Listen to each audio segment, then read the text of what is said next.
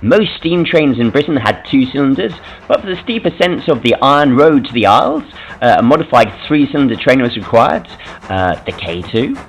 So black, unlike the Hogwarts Express, which was actually repainted crimson for its role. You might think black is better to creep up on people or to transport visitors from Transylvania to Hogwarts, such as Sanguini. But in fact, many steam trains are this colour. It means the soot doesn't show, and you can tell how well loved the locomotive is from the quality of its reflection.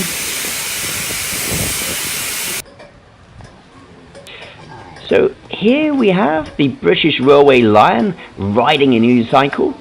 The rail network was nationalised after World War II, and this was the first logo used on the side of a train. It was designed by the brilliant graphic artist Abram Games. These are some of Abram's World War II posters. Abrams was Jewish-British, and his striking and impassioned designs crowned him the preeminent war artist.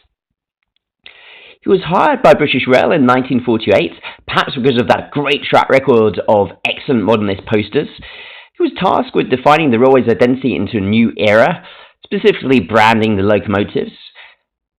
And this is the logo he produced. It looked like a throwback from the 1920s and stirred some controversy. The lion is the national animal and emblem of England. It's been paired on the royal crest with the unicorn of Scotland ever since we've had one monarchy to rule them all. Abram Games' maxim was maximum meaning, minimum means, and I think his logo looks like a greyhound lion cross, nicely representing a powerful locomotive sprinting across the country.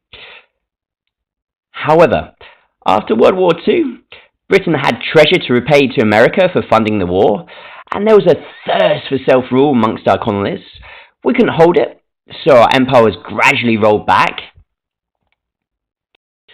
Our National Rail logo grew to be very fitting, our fragile empire a bit emaciated like the British Railways Lion, but still fierce, and as you can see, lip-lickingly hungry. Still, some thought a sticky lion was in bad taste. Abrams was famous for walking out on commissions when the client tried to input and change the design, but the dumb monolithic statement locally just said,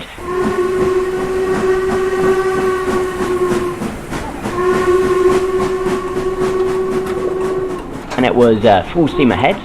Nicknamed the Lion on the unicycle, actually the Lion bestrides a steam locomotive wheel, and it is now a cherished and celebrated emblem that defines the final act of our steam age.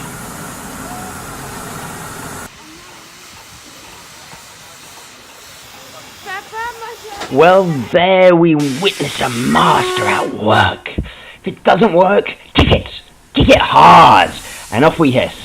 Star Trek Scotty could not be born anywhere else. I do apologise for my Scottish accents.